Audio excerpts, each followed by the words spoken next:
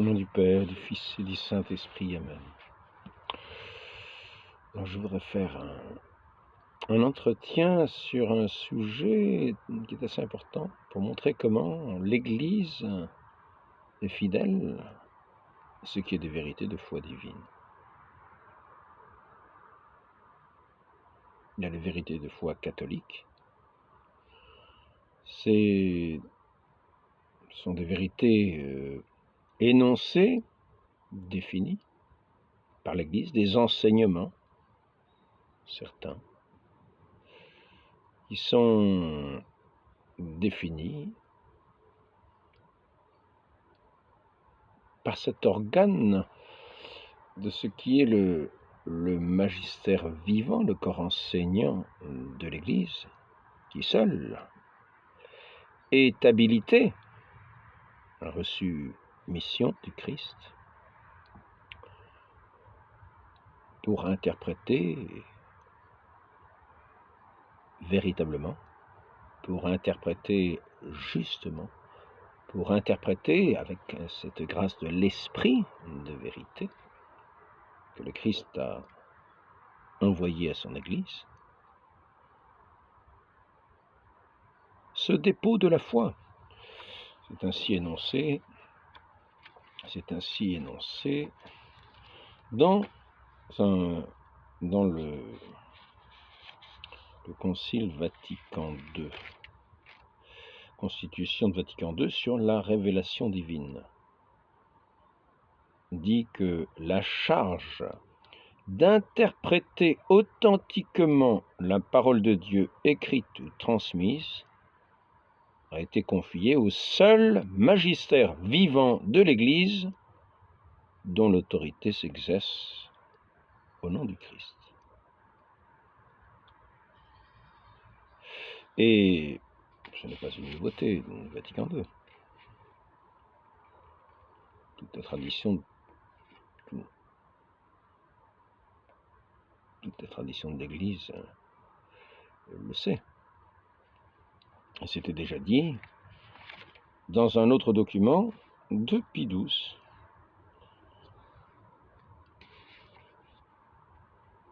qui reprenait presque mot pour mot, disons d'une façon assez proche,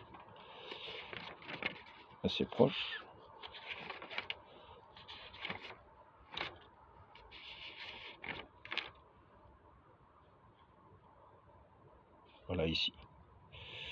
C'est Satis Cognitum. Non, ce n'est pas Satis Cognitum. Veuillez m'excuser, c'est Humani Generis. C'est bien ça, 1950. Dieu a donné à son Église un magistère vivant en même temps que les sources sacrées pour éclairer et pour dégager ce qui n'est contenu qu'obscurément et comme implicitement dans le dépôt de la foi. Alors certains vont dire, ce qui se conçoit clairement s'énonce, ce qui se conçoit clairement, enfin ça s'énonce d'une façon limpide. J'ai déjà entendu ça de la part de témoins de Jéhovah qui disaient les vérités elles sont évidentes dans la Bible, le bon Dieu il parle pour être compris, etc. Il suffit de lire l'Écriture, de voir les épîtres de Saint-Pierre qui dit que les épîtres de Saint-Paul, quelquefois, ne sont pas si simples que cela à démêler, et que certains, par ignorance, tordent le sens des Écritures. Par ignorance ou par mauvaise volonté, tordent le sens des Écritures. Voilà. Donc, notre Seigneur Jésus-Christ a établi des pasteurs. Je rappelle, Pierre, tu es Pierre, sur cette pierre je bâtirai mon église. Simon, tu t'appelleras Pierre. Sur cette pierre je bâtirai mon église. Les portes de l'enfer ne prévaudront pas contre elle. Recevez l'Esprit Saint. Ce que vous tiendrez pour lié sera tenu pour lié. Sois le berger de mes brebis. Qui vous écoute, m'écoute. C'est d'ailleurs ce que rappelle aussi Léon XIII dans Satis Cognitum. Jésus-Christ a institué dans l'Église un magistère vivant, authentique et de plus perpétuel, qu'il a investi de sa propre autorité, revêtu de l'esprit de vérité, confirmé par des miracles, et il est demandé que les enseignements doctrinaux de ce magistère fussent reçus comme le sien propre. Qui vous écoute, m'écoute. Un autre document,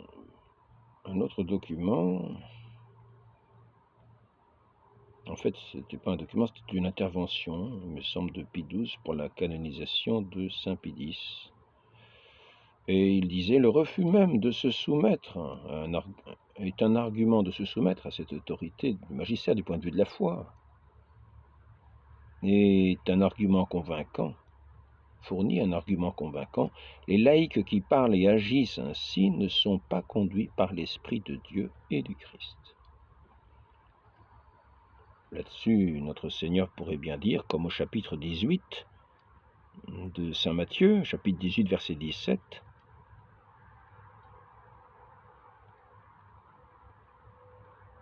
celui qui n'écoute pas l'Église, tenez-le pour un païen et un publicain. Je l'ai déjà dit souvent, mais c'est une référence intéressante. Et aussi, cette autre parole qu'il adressait aux pharisiens, qui ne l'écoutaient pas lui, le Fils unique de Dieu, le Verbe éternel, la parole du Père, sur laquelle repose l'Esprit Saint. Pourquoi ne m'entendez-vous pas? Pourquoi n'entendez-vous pas ce que je dis? Et là-dessus, les pharisiens attendaient la réponse. C'est que votre Père, ce n'est pas Dieu. Celui que vous écoutez, celui qui vous guide, ce n'est pas l'Esprit Saint, ce n'est pas Dieu. Votre Père n'est pas Dieu, c'est le diable, diviseur, le diable, qui ne donne pas de reconnaître la vérité, mais qui est l'esprit de mensonge et d'erreur. Donc notre Seigneur a revêtu son Église de cet esprit de vérité, l'Esprit Saint, qui nous conduit à la vérité tout entière qui est dans le Christ. C'est pour ça que ceux qui n'écoutent pas le Christ ne montrent pas qu'ils sont de Dieu. Au contraire, ils montrent qu'ils ont des oreilles pour ne pas entendre. Et ceux qui n'écoutent pas l'Église, qui est le corps du Christ, montrent la même chose.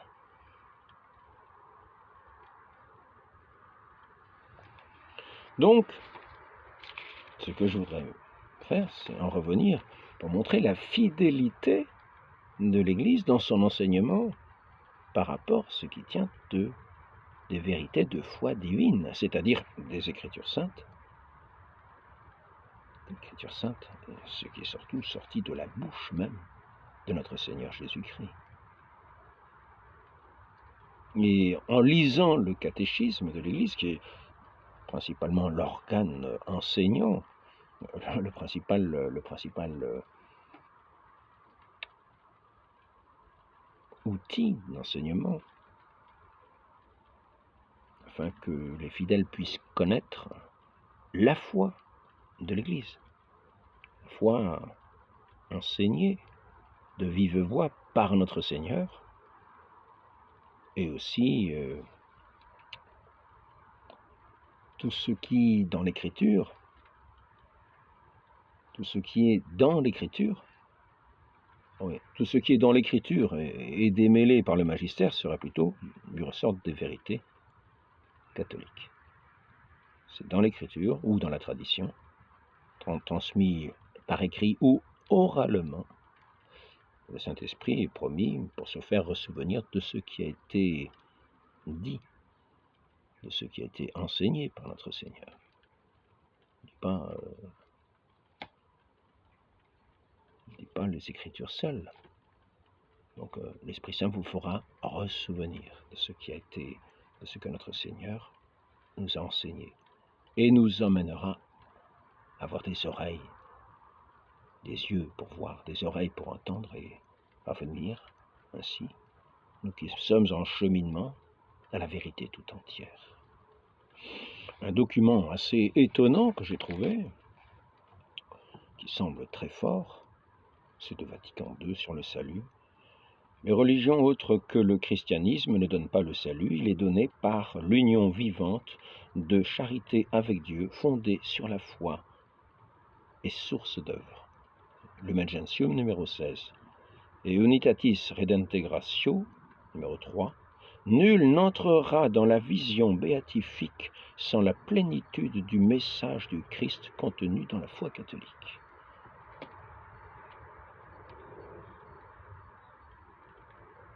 Donc je voudrais en revenir, ce qui est de ces vérités de foi divine, dont l'Église est la servante, le dépositaire est la servante.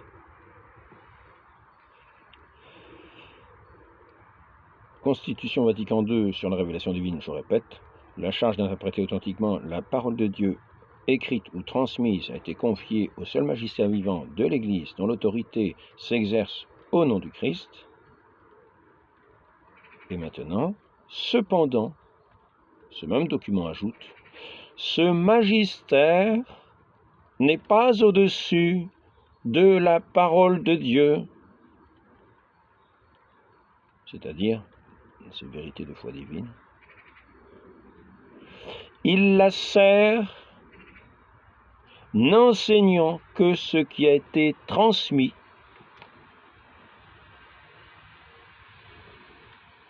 puisqu'en vertu de l'ordre divin et de l'assistance du Saint-Esprit, il l'écoute pieusement, la garde religieusement, l'explique fidèlement. Donc nous voyons ici que ce magistère n'énonce pas des lois, des préceptes, des choses à croire tirées du chapeau. Non, non, non. Ce magistère n'est pas au-dessus de la parole de Dieu, il le reconnaît. Et donc, quand nous allons lire le catéchisme, nous verrons le respect du magistère pour la parole de Dieu, dans la précision même des mots. Et c'est ici qu'il faut justement un esprit de finesse.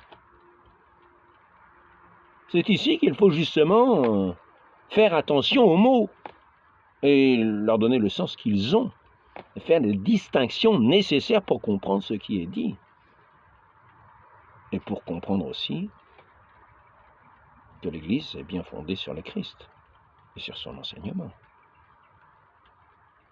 La vérité de foi divine prime et les vérités de foi catholique découlent. Ce ne sont pas des inventions pures. Donc je voudrais commencer par un terme qui va en étonner plus d'un. Et n'oublions pas ce que nous venons de dire. L'Église dit qu'elle est au service des vérités de foi divine. Elle le dit elle-même. Et c'est pour ça qu'elle est comme tenue de respecter ce qu'elle dit ici, c'est-à-dire la parole vivante, sortie de la bouche du Christ, en particulier, mais aussi la parole de Dieu contenue dans les Écritures. Donc, je voudrais commencer par cette remarque. Je ne vais pas faire un débat d'une heure. Hein. Simplement, je voudrais rétablir quelques petits éléments pour éviter qu'on ait la liberté de papillonner au-delà des vérités de foi divine, de l'enseignement, de la révélation divine, qui nous a été pleinement révélée dans le Christ. Il ne s'agit pas de papillonner et d'inventer nos petits arrangements pour se faire plaisir les uns les autres. Ce que l'Église tient avec rigueur, tenons-le nous aussi avec rigueur, sinon nous n'avons pas vraiment des oreilles de disciples pour écouter. Donc, je voudrais commencer par une distinction importante dans les mots. Voilà. C'est au sujet de la nécessité du baptême au catéchisme de l'Église catholique, numéro 1257. Tout ce qui est dit est très justement dit. Mais il faut faire attention aux nuances. Et l'Église ne se permet pas de démolir ces nuances. Elle les maintient en maintenant le sens précis des mots pour bien dire précisément ce qu'elle veut dire et ce qu'il en est des vérités de foi qu'elle enseigne. Le magistère n'enseigne pas des choses qui sont simplement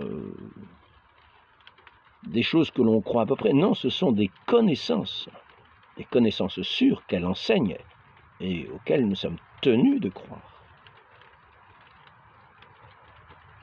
Parce qu'elles sont vraies. Parce que l'esprit de vérité, l'Esprit Saint, l'esprit de vérité, fait adhérer à ces vérités si nous l'avons. Si nous ne l'avons pas, bien sûr, nous passerons à côté. Nous irons écouter la voix de tous les enchanteurs, de tous les aveugles qui guident les aveugles, de tous ceux qui sont privés d'esprit de vérité, et qui le prouvent en méprisant tous les jours la parole de l'Église. Donc, le Seigneur lui-même affirme la vérité. Ça, c'est une vérité de foi divine. Le Seigneur lui-même l'affirme. On est prévenu, et c'est clairement dit. Donc là, il n'y a pas besoin de dire ce sont des choses qui sont à moitié dites. Non, c'est clairement dit. C'est une vérité clairement dite. Le Seigneur lui-même affirme, vérité de foi divine, que le baptême est nécessaire pour le salut. Saint Jean, la référence principale de ce texte, c'est Saint Jean, chapitre 3, verset 5. Aussi a-t-il commandé lui-même à ses disciples d'annoncer l'Évangile et de baptiser toutes les nations. Annoncer l'Évangile, cette parole de vérité, ce royaume des cieux tout proche, cette parole de vérité, ceux qui sont sous la mouvance de l'Esprit de Dieu entendront ces paroles divines de vérité, ces paroles de Dieu, qui sont sous la mouvance du Saint-Esprit, qui sont en chemin, qui sont peut-être encore loin, entendront ces paroles et les recevront et y adhéreront. Ils reconnaîtront la voix du bon pasteur. Ils ne reconnaîtront pas la voix des étrangers. Non, la voix des étrangers, on entend quelquefois à l'intérieur de l'Église. Attention. Aussi a-t-il commandé lui-même à ses disciples d'annoncer l'Évangile et de baptiser toutes les nations. Saint Matthieu, chapitre 28, verset... je ne sais pas ce que c'est... Je ne vais pas m'avancer, parce que c'est vrai que ma vue a baissé un petit peu. Le baptême est nécessaire au salut pour ceux auxquels l'Évangile a été annoncé, ça c'est le catéchisme qui le dit, et qui ont eu la possibilité de demander le sacrement. J'en ai déjà parlé dans une vidéo ou l'autre, vous pourrez la réécouter si vous voulez. Saint Marc, chapitre 16, verset 16, c'est la référence qui est mise. Et c'est ici le point important, mais c'est ici le point très important sur cette distinction que l'Église fait pour son enseignement, et où elle montre qu'elle est attachée aux vérités de foi divine. Car la référence qui était faite, sur la nécessité du baptême était cette parole du Christ, qui quelquefois peut paraître à certains mystérieuse. Nul ne peut entrer dans le royaume des cieux s'il ne renaît de l'eau et de l'esprit. Vérité de foi divine. Et donc que l'Église reconnaît comme telle et qui s'en fait la servante. C'est pour ça que l'Église affirme ici que le baptême est nécessaire au salut. Elle le dit. Le Seigneur lui-même affirme que le baptême est nécessaire au salut. Aussi a-t-il commandé, etc. Le baptême est nécessaire au salut pour ceux auxquels, etc.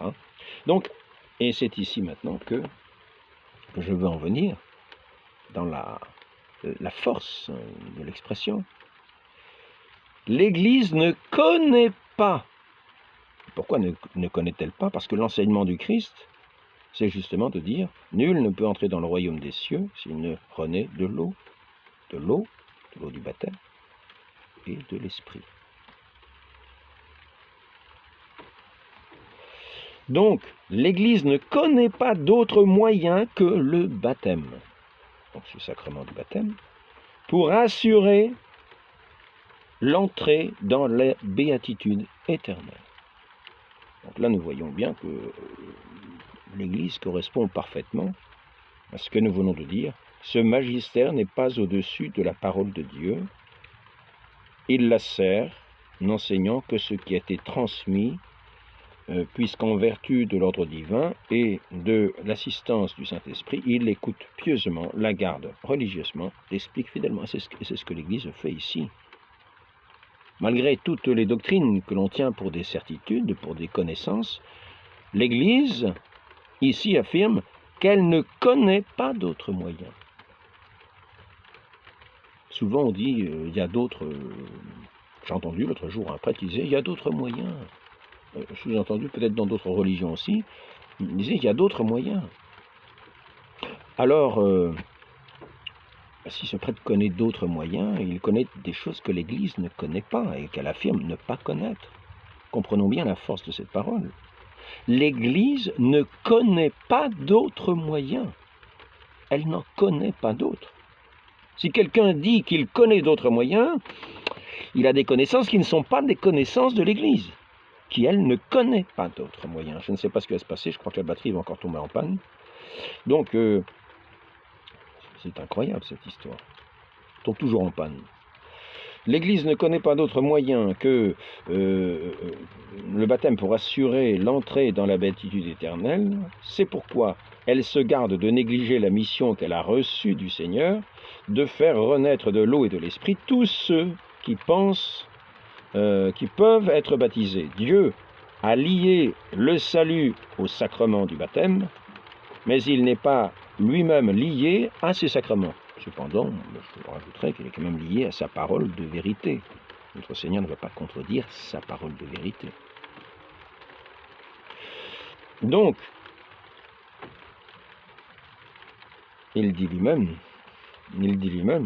celui qui m'aime garde ma parole. Donc, il ne va pas la rejeter.